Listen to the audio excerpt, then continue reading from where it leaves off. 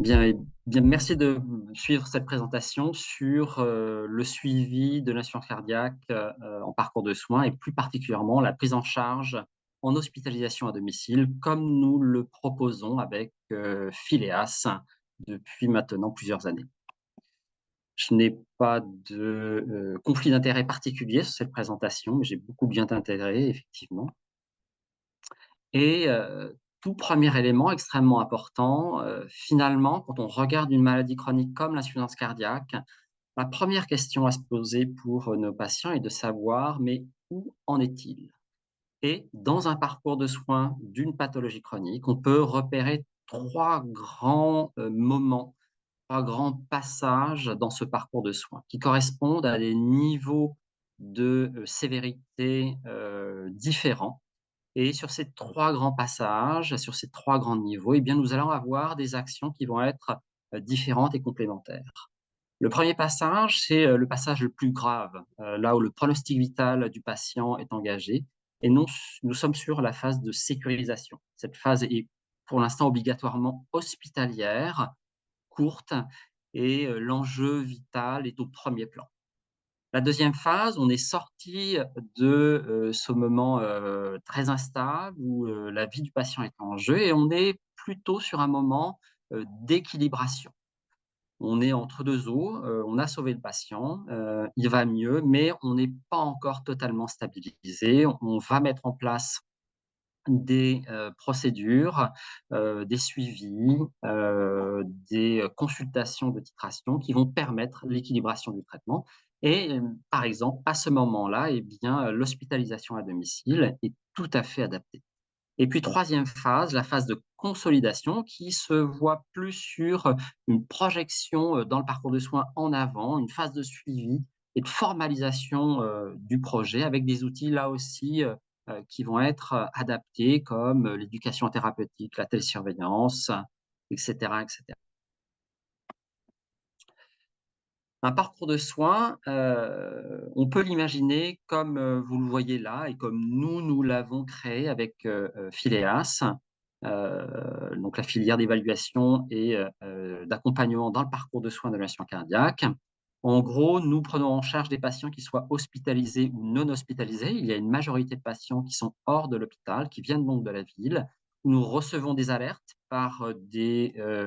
moyens, différents, que ce soit messagerie sécurisée ou non sécurisée, ligne téléphonique dédiée, ou logiciel, dédié, type Azureso. À ce moment-là, nous trions, les demandes et les alertes. Nous les, séparons, selon le niveau, d'urgence que nous avons, prédéfini: sécurisation, équilibration, consolidation et à partir de là, nous pouvons, orienter le patient vers une prise en charge qui va être, adaptée, que ce soit un retour avec un simple conseil à la ville, une consultation, d'infirmières spécialisées en assurance cardiaque, la création d'un hôpital de jour ou une hospitalisation conventionnelle, parce que ça reste parfois nécessaire. Mais dans le cas présent, ce que nous allons développer, eh bien, c'est la prise en charge en hospitalisation à domicile. Alors finalement, pourquoi, l'hospitalisation à domicile? Eh bien, si on regarde dans les recommandations européennes de 2021, ce qui est, recommandé pour, la prise en charge de cette pathologie, chronique qu'est l'insuffisance cardiaque, on nous dit bien qu'il faut avoir, une, heart failure team, donc une team multidisciplinaire et dans cette team multidisciplinaire, eh bien entendu, il n'y a pas que des docteurs, mais il y a aussi toute la panel des métiers, paramédicaux. Dans cette, prise en charge multidisciplinaire, on prône bien sûr l'autonomisation du patient face à sa maladie et la promotion, de programmes de soins, développés à domicile. Et bien tout ça, cette intervention, cette prise en charge multidisciplinaire, en gros, c'est la description parfaite de ce qu'est une hospitalisation et une structure d'hospitalisation à domicile. Effectivement, l'HAD, ça constitue un dispositif pluridisciplinaire qui va coordonner au domicile les soins et le projet de soins avec l'ensemble des médecins, l'ensemble des paramédicaux, mais également, du pharmacien, du patient, de son aidant et des travailleurs sociaux Et donc on est vraiment sur une structure qui, correspond exactement à, cette idée de multidisciplinarité. Il ne reste plus qu'à y injecter finalement de la spécialisation cardiologique autour de, la maladie insuffisance cardiaque. On a déjà de plus des données plutôt assez prometteuses sur, l'utilisation de, l'HAD, chez les patients insuffisants cardiaques en phase d'aggravation et on sait, sur cette, biblio que je vous présente là, on sait déjà que ça diminue la durée moyenne de séjour intra-hospitalier. De facto, si ça diminue la DMS, on imagine sans peine que ça diminue les coûts en termes de santé. Ça augmente la qualité de vie, là aussi c'est lié, hein, ça diminue les signes de dépression, de dénutrition. Encore une fois, c'est directement lié à la diminution, du recours à l'hospitalisation et ça a tendance également à rallonger le délai de réhospitalisation. Donc on voit que les données sont plutôt prometteuses, vertueuses et il est important en plus de bien comprendre que la population cible de cette hospitalisation à domicile, eh bien, en fait, non seulement elle existe, mais elle est majoritaire au sein, de cette cohorte de patients d'insuffisance cardiaque en voie d'aggravation. Cette population cible, c'est la population warm and wet, donc chaude et humide. En gros, ce sont des patients qui, ne sont pas du tout en état de choc, n'ont pas de problèmes d'hypoperfusion, mais sont plutôt sur des problématiques de gestion de volémie.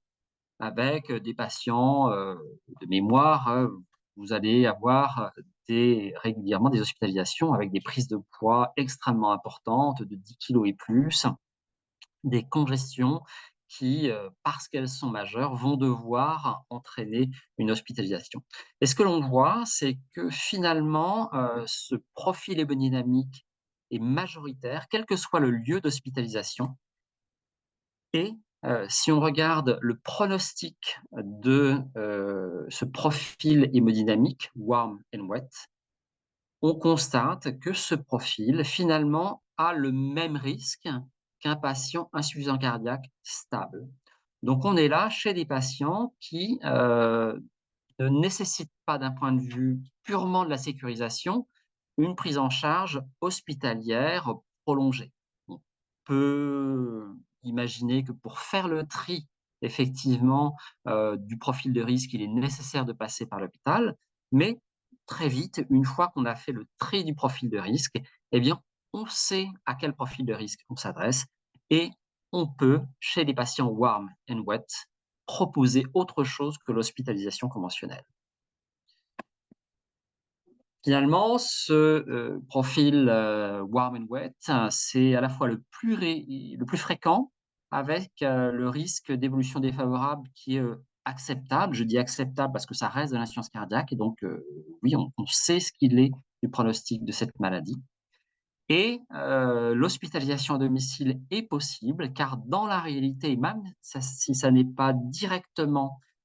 proposé par les structures d'HAD, il existe des modes de prise en charge que l'on peut co-construire avec les structures d'HAD autour de la prise en de suivi, à domicile de ces patients. Le mode de prise en charge habituel que nous utilisons est le mode de prise en charge numéro 8 qui correspond à autre traitement qui en fait correspond réellement à de la coordination de soins. Typiquement, nous allons assurer cette coordination de soins. Mais on retrouve également des modes de prise en charge numéro 1 sur l'assistance respiratoire, numéro 2 sur la nutrition entérale dans certains cas, numéro 3 sur, la prise en charge de traitements intraveineux, numéro 4 sur, les soins palliatifs, qui sont importants de développer dans l'insuffisance cardiaque ou 14 sur, du nursing lourd et là aussi, nous avons des patients insuffisants cardiaques âgés qui ont, des problématiques de nursing lourd et qui peuvent tout à fait bénéficier de cet HAD. Donc vous voyez, les possibilités sont vraiment extrêmement variées au sein, de, la prise en charge, de type HAD. L'expérience, Phileas, eh bien, elle a débuté en, 2018, fin juin 2018, pour tout vous dire, avec maintenant, plus de 730 séjours. Vous voyez qu'on ne fait pas de tri finalement, en termes de patients que nous acceptons. Le vrai tri, c'est est-ce qu'on a besoin de cette prise en charge et est-ce qu'on est insuffisant cardiaque? À partir du moment où on répond «oui» à ces 2 questions, eh bien, on peut bénéficier de la filière. Les patients, le profil habituel, 81 ans d'âge moyen, mais vous voyez, 34 ans le plus jeune, 102 ans, depuis peu, le plus âgé, une petite majorité d'hommes, des fractions d'éjection, très diversifiées avec 40 de, altérés, 40 de, entre guillemets «préservés» et 20 d'intermédiaires et nous tenons nos engagements dans le sens où la durée moyenne de séjour intra-hospitalière n'est que de 3,5 jours chez ces patients qui sont bel et bien en insuffisance cardiaque, aggravée et hospitalisés la plupart du temps par l'intermédiaire du service d'admission des urgences. Cette filière devrait être validée dans les prochains mois, grâce à l'essai clinique du même nom, FILEAS-IC, randomisé en 2 pour 1, qui est un essai, clinique d'équivalence entre la prise en charge qui propose l'hospitalisation à domicile et la prise en charge habituelle. Nous devrions avoir les premiers résultats au premier trimestre 2024 et bon, on est plutôt, je dois le dire, assez optimiste sur ce que cela va donner en sachant que il suffit pour nous d'être équivalent à la prise en charge habituelle en termes de morbimortalité pour montrer que le simple fait de diminuer les ADMS est déjà une victoire pour nous et on sera, je pense, bien supérieur sur la prise en charge des vaccinations, la titration des thérapeutiques et le bien-être global, du patient. Comment se déroule, habituellement une prise en charge en hospitalisation à domicile chez un patient,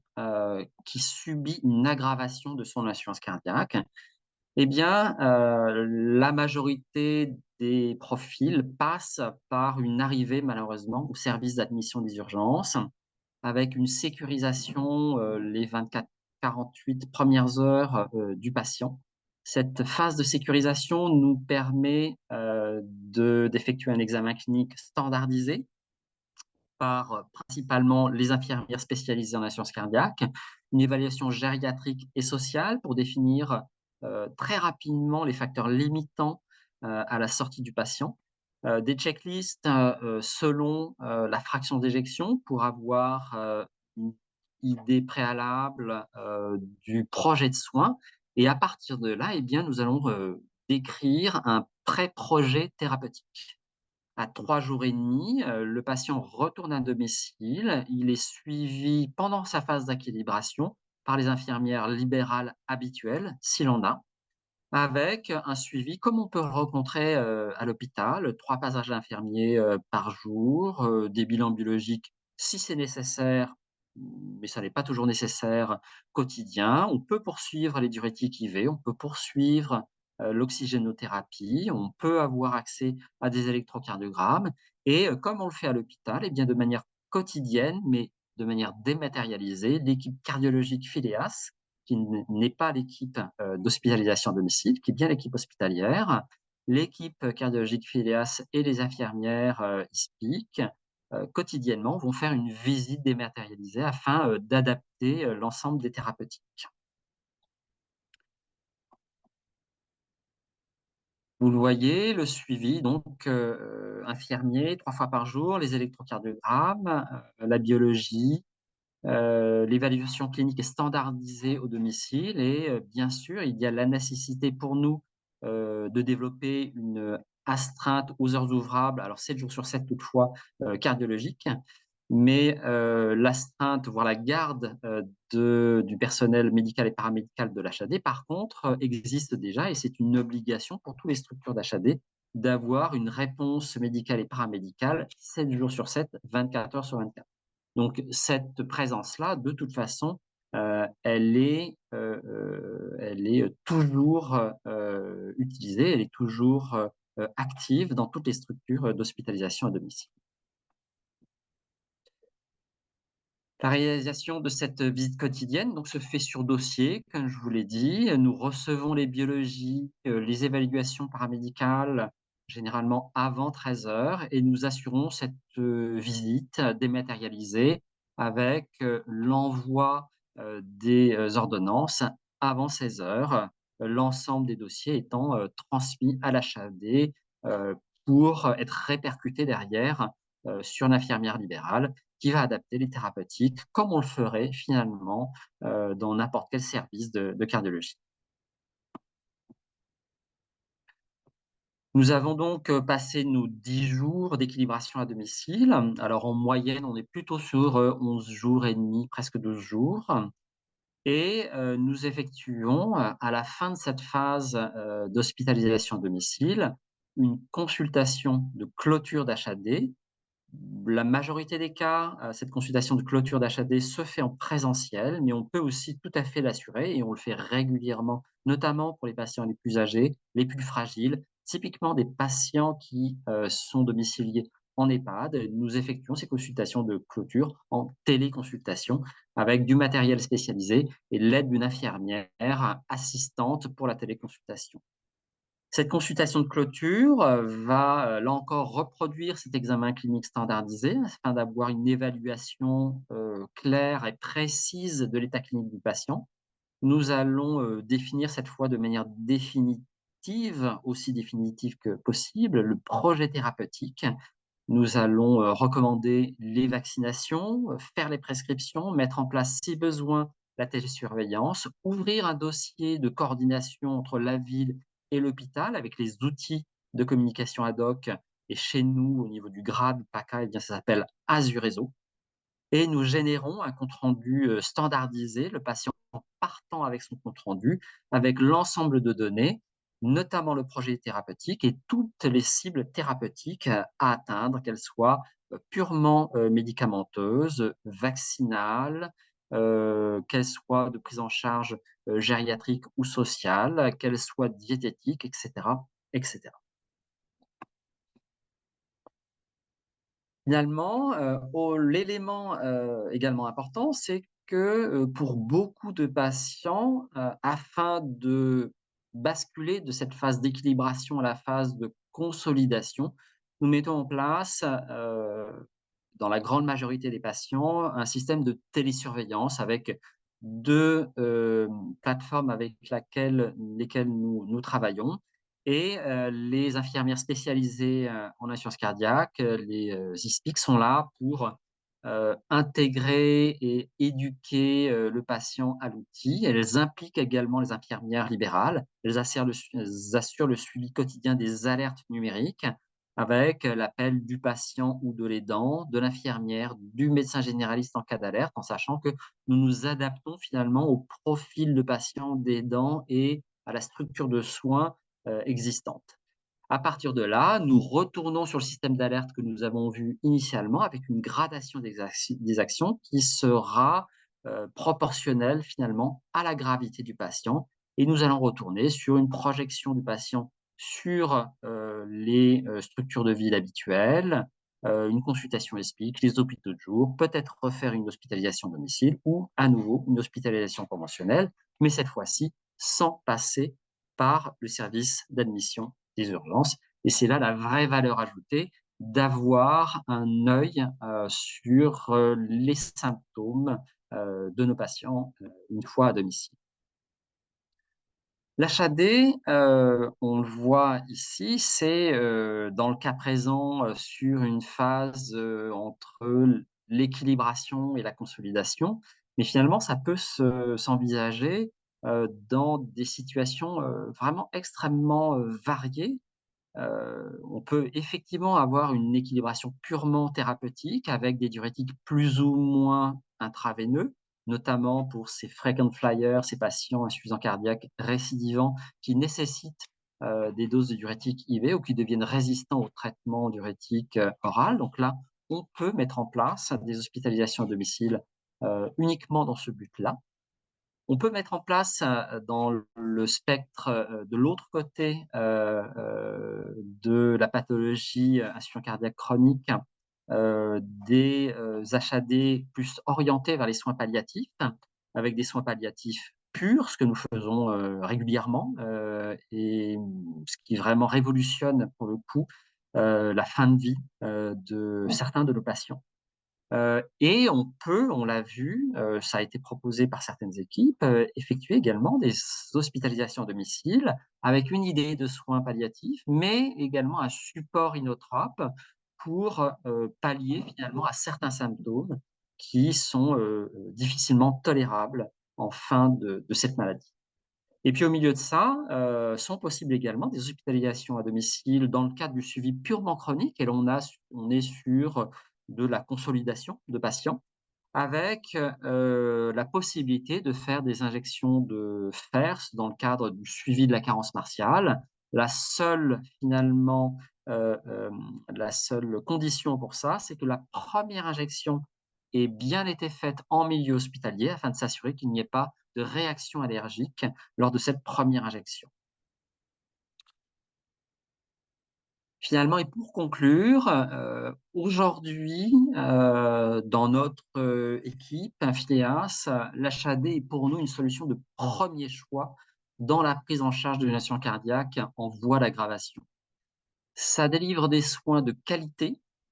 ça nous oblige et ça oblige la ville à une réelle standardisation des procédures et des soins. Ça associe une évaluation gériatrique, sociale, une évaluation de l'entourage, du domicile, mais également une évaluation indirecte et je dirais une amélioration des pratiques de l'équipe de ville dans son ensemble. L'HAD, entraîne clairement une approche totalement disruptive des soins, avec une coopération ville-hôpital absolument obligatoire,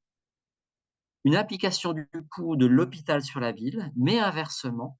un retentissement de la ville sur l'organisation de l'hôpital. Et là, on le voit, il y a un vrai enjeu de confiance qui se met en place avec la nécessité absolue, d'un dialogue et d'une ouverture d'esprit à tout moment. L'HAD promeut également l'utilisation des outils de e-santé puisque, par définition, on ne voit pas physiquement le patient et il est évident que ça aide, à la rationalisation et à la mise en place des outils de type télésurveillance, messagerie sécurisée ou DPI multiples. Reste à définir un parcours de soins global avec l'hôpital conventionnel, l'HAD, l'hôpital de jour et les structures de ville, telles les MSP, les CPTS ou certains professionnels comme les IPA. Et la proposition, Fidea, c'est clairement une proposition qui va dans ce sens-là, avec une prise en charge qui rompt les barrières, entre l'hôpital et la ville et qui englobe tout le monde sur un parcours de soins global où le seul bénéficiaire est bel et bien le patient et son aidant. Merci.